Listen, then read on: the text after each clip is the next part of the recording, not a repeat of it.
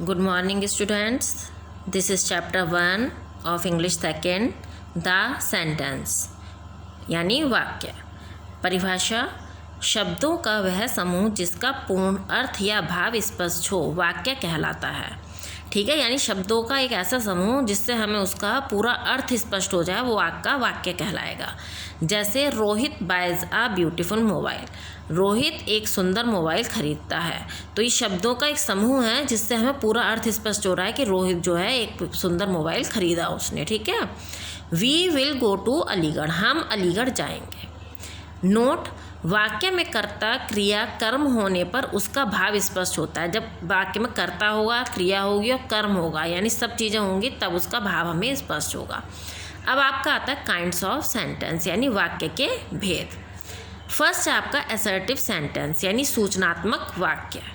इस प्रकार के वाक्य में किसी प्रकार की सूचना मिलती है। इसके दो भाग होते हैं, पहला होता है अफर्मेटिव सेंटेंस और दूसरा होता है नेगेटिव सेंटेंस। अफर्मेटिव सेंटेंस यानी स्वीकारात्मक वाक्य। स्वीकारात्मक वाक्य किसी बात को स्वीकार करने का बोध होता है।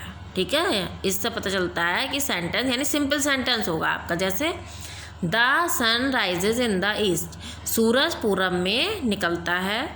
There are 50 students in my class, मेरी कक्षा में 50 विद्यार्थी हैं।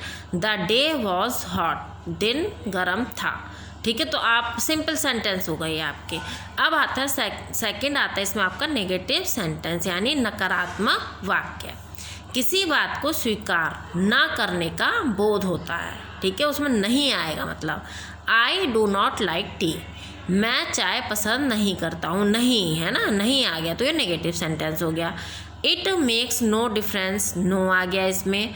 आई do not like banana, do not, not आ गया। तो ये आपके नेगेटिव सेंटेंस होते हैं।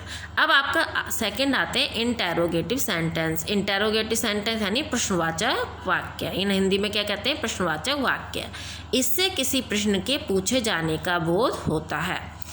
जैसे देखिए example, does he come to you daily, क्या वह तुम्हारे पास प्रतिदिन आता है?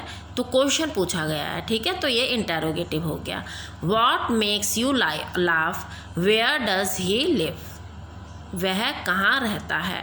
तो ये आपके क्वेश्चन पूछे गए हैं, इसलिए ये इंटेरोगेटिव सेंटेंसेस हो गए। अब थर्ड आपका आता है इम्पेरेटिव सेंटेंस, यानी आज्ञावाचक वाक्य। ऐसे वाक्यों में आज्ञा, उपदेश, प्रार्थना, परामर्श आदि का भाव स्पष्ट होता है। ठीक है, आज्ञा दी जाएगी या उपदेश दिया जाएगा या प्रार्थना करी जाएगी या उसको सलाह दी जाएगी। Do not talk in the class, कक्षा में बातें मत करो। तो ये टीचर हमें क्या देते हैं? आज्ञा देते हैं, या परामर्श भी कह सकते हैं इसको। Listen to me patiently, get out from here. तो ये आपके इम्पेरेटिव सेंटेंसेस हो गए। अब फोर्थ आता है आपका एक्सक्लेमेटरी सेंटेंस, यानी विस्मयबोधक वाक्य। इसमें आश्चर्य, शोक, हर्ष आदि हृदय के भाव प्रकट होते हैं। जैसे देखिए, what a huge tower it is, यह कितना विशाल टॉवर है। ठीक है, तो आश्चर्य हो रहा है कि कितना विशाल है। How foolish you are, hurray we have pass, वो खुशी जाहिर कर रहे हैं कि हम पास हो गए, तो हर्ष को प्रकट कर रहे हैं। तो ये आपके एक्सक्लेमेटरी सेंटेंसेस हो गए। अब फिफ्थ आपका आता है ऑप्टेटिव सेंटेंस, यानी इच्छा सूचक वाक्य। इसमें इच्छा, शुभकामना आदि प्रकट होते हैं। जैसे may you pass this year, मैं इस साल पास हो जाऊंगा, वो आशा कर रहे हैं ना। May God bless you, may she live long, तो और ये शुभकामनाएं दी जा रही हैं। तो इस तरह से ये जो वाक्य होगा ये आपके ऑप्टेटिव सेंटेंसेस हो गए। अब हम आते हैं चैप्टर सेकंड पर। Chapter 2 parts of a sentence, यानी वाक्य के भेद। वाक्य के दो भाग होते हैं।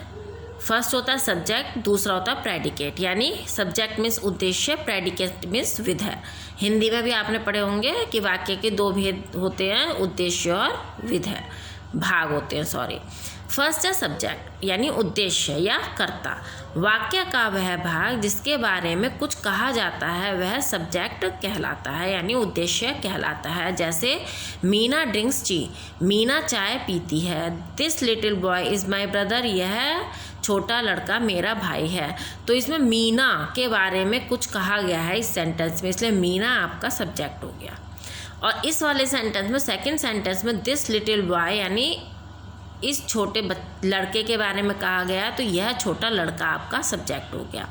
सेकंड आपका आता है प्रेडिकेट यानी विधेय।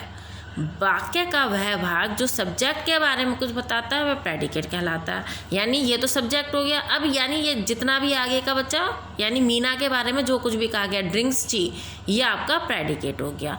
नए वाले एग्जाम्पल देख लेते हैं। A clever boy is hiding behind the table. एक चालाक लड़का टेबल के पीछे छिपा है। तो आ क्लेवर बॉय तो आपका सब्जेक्ट हो गया, और इसके बारे में जो कुछ भी कहा गया है वो आपका प्रेडिकेट हो गया। तो ये आपका चैप्टर सेकंड कंप्लीट हो गया।